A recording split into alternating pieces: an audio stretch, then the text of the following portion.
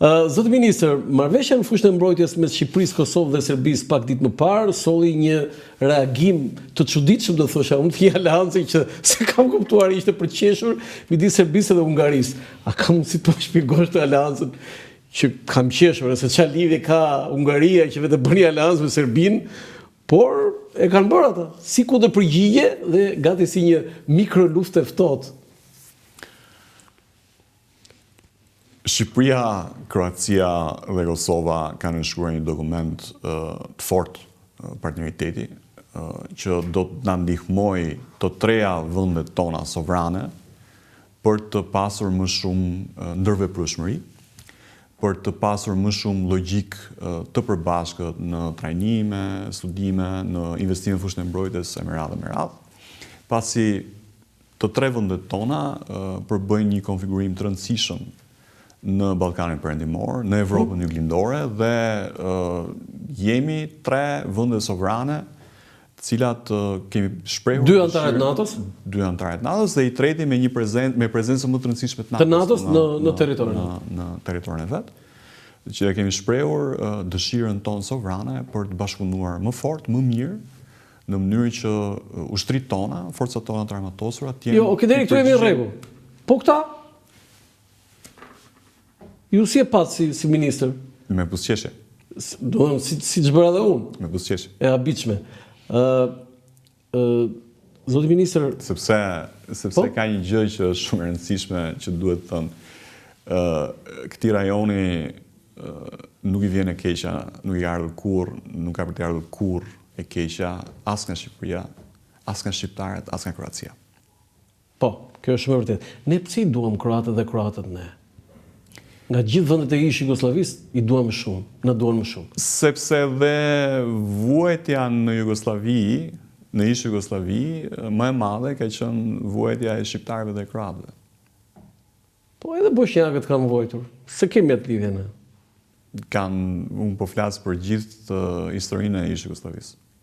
Po pra, për gjithë historikun e ish Jugosllavisë. Edhe në ata ne, madje Tito ishte kroat?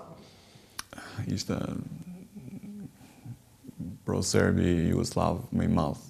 Origjina është një gjë, po. Madje më abizëm, s'kam qenë kur kështu dëgjuesi i muzikës jugoslave në atë kohë që në Tiranë ka qenë një lloj mode prit vërtet, po unë se pëlqeja dhe kam bërë disa verifikime për arsye nga më çuditshmet. Flogët i prisje, kur ke qenë Slavç. Jo, nuk i pris, ashtu ishte një punë, po jo, do të thosha këtë që disa këngë që në Tiranë dëgjoheshin në atë kohë, më rezultojnë që ishin, që thoshin slave, nuk thuhesh serbe, kështu slave, më rezultojnë që janë gjitha kroate e shumica. Është e vërtet kjo? Të rezulton?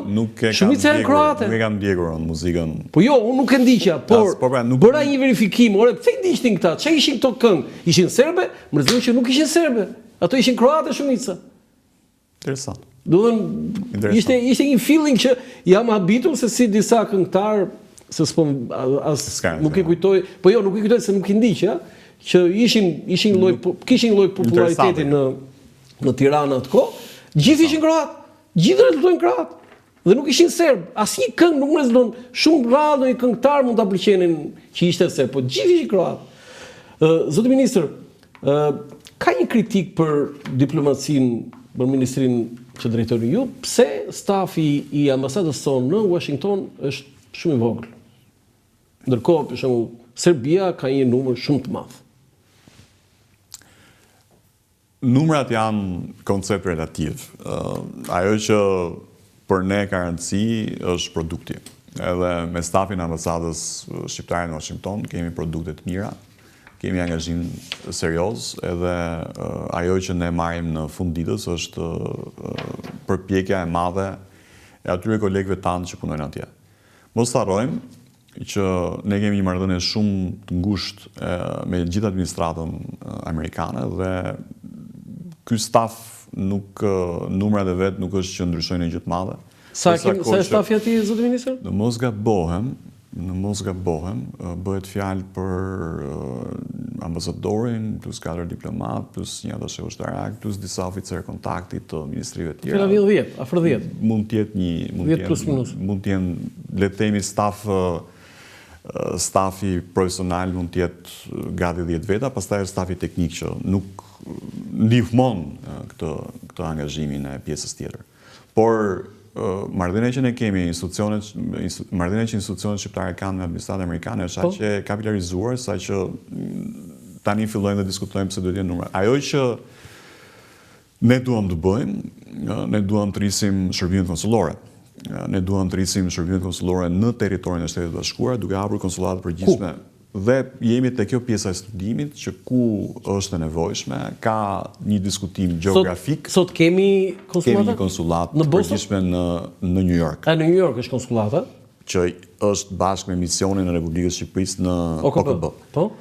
Por debati është gjeografik apo në numër popullate, sepse ka qytete si Bostoni, që është zemra e shqiptarëve të Amerikës, ku kemi Konsunderi, Konsunderi kush është në Boston? Të t'japun listën, po duhet ishe duhet vije me këta njerëzit që, por ajo që unë dua është që të ketë zyra konsullore. Zyra konsullore. Pra shërbim konsullor. Se kemi pasur traditën, ne kemi pasur vitet 20 më. Po, duhet ne të ofrojmë shërbime konsullore. Konsulli i Nderit kryen një aktivitet tjetër, unë flas për shërbimin konsullor dhe kapilarizimin e shërbimit konsullor. Po ku në Chicago e keni idën?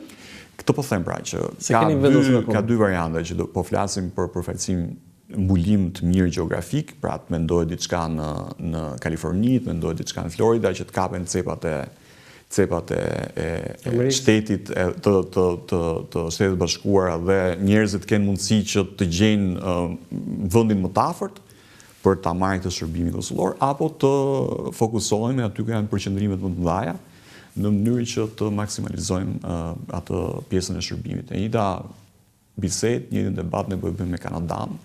Flas për shërbimin konsullor. Edhe me Kanada.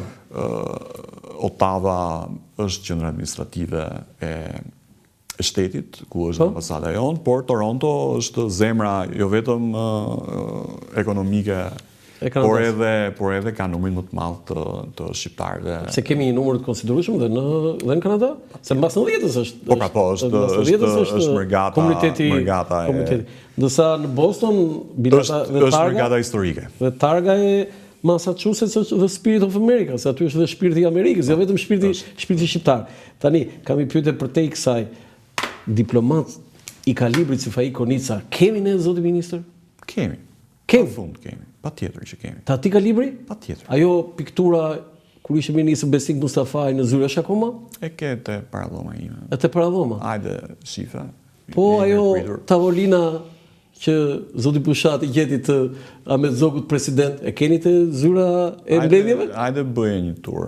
Jemi mirëpritur ta bësh. Jo, unë aty kam qenë shpesh. Është ministria më e vizituar nga ne. Jemi mirëpritur. Po nuk kam marrë që kur jeni ju. Jemi mirëpritur të bësh një tur të Godinës. Kemi për fat mirë kemi shumë burra të gra, dhe gra, cilat janë dhe zonja, cilat janë diplomatë kalibri, cilat janë gra që po bëjnë ndryshimin, po bëjnë diferencën, së bashku me kolegët burra. Kemi përfaqësues të denj të Republikës Shqipërisë në jo vetëm organizata ndërkombëtare, unë numëroj një seri personazhesh, Suela Janina, Ferit Hoxha, Artur Kuko, Albana Dautlari, Adia Sakiqi, Entela Gjika, Anila Bitri, do i kërkojnë ndjes gjithë atyre që keni shumë drejt. Është një korpus dinjitos, serioz, i aftë që të bëj diferencën, i aftë që të hyj në korridorin e diplomacisë botërore me kokën lartë, me rezultate të mira, dhe kemi një seri rezultatesh të cilat janë fal atyre njerëzve, fal punës së tyre, kudo ku janë, edhe në gjitha përpjekjet që bëjnë. Kemi një ambasador super dinjitos në Moskë, që punon në kushte Kush është në Moskë tani? Gen Specani. Tani vazhdojmë atje, ti luftë. Punon. Ai është atje? Punon. Wow. Si funksionon ambasadori në Moskë? Mbron interesat e Republikës Shqipërisë. Si funksionon ambasadori? Mbron interesat e Republikës Shqipërisë. Sa staf kemi në Moskë, zoti ministër? Staf shumë të vogël, sepse për shkak të rrethanave. Për shkak të rrethanave dhe për shkak të mos dëshirës tyre për të na lënë të ushtrojmë, ne kanë nxjerrë disa herë, edhe ata janë marrëdhënia me Federatën Ruse ka qenë gjithmonë që ata kryejnë aktivitete jo të mira në territorin e Republikës dhe ne reagonim. Çfarë dikur apo tani ne reagonim, jo tani, flas për vitin e parë. Ne reagonim dhe ata hakmerreshin duke hequr non-grata, non-grata tona ata I kthejnë non-grata ata. Kur e kanë marrë vendimin e fundit ata për non-grata? Genci Pecani.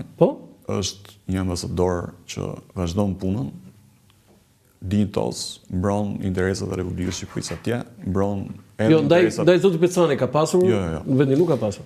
Mbron interesat edhe të një vendi antar të NATO-s, edhe po të thosha që është gjithë ky konfigurimi, ky korpus I njerëzve që në vende të caktuara, në momente të caktuara punojnë në maksimum për të bërë të mundur pasurimin e ca realiteteve të reja që ne kemi. Kemi një grup ambasadorësh dhe ambasadorësh në organizata ndërkombëtare. Po në Ukrainë, vazhdon ambasadën normal, aty bëhet luftë? Ernal Filo na përfaqëson në Ukrainë. Në Ukrainë. Se pati me shumë dinjitet. Po me shumë vështirësi, në kohë lufte. Flot çdo natë në parkimin e pallatit ku banon. Parkim, Flot makinë. Në makinë? Wow. Sepse çdo natë ka alarm për sulme. Jam kurioz, se ka rrogë në ambasadori ju në këtë kohë lufte zot? Është një koleg I cili ka përveç sakrificës profesionale dhe familjare ka dhe një sakrificë fizike të madhe, duke ndërhyrë në kushte shumë vështira. Sa vjet ka atje ai? Ernali ka pak që ka shkuar, ka shkuar vitin e kaluar, por ka shkuar në pikërisht në këtë periudhën e luftës. Që shkon ambasador kohë lufte, këtë sa arrit ta kuptoj. Po kjo është sakrifica e diplomatëve, e ushtarakëve, e punonjësve të policisë. Sa staf kemi në Ukrainë? Kemi staf edhe aty të vogël. Po që po e shtojmë gradualisht. Po shtoni, me që atje luftë ju e shtoni? Patjetër, sepse është një vend cilin ne vlerësojmë që duhet ta mbështesim dhe të krijojmë mundësi më të mira bashkëpunimi. Ta mbështesim, po se kam kuptuar ndonjëherë që Ukraina nuk njeh Kosovën, zoti ministër.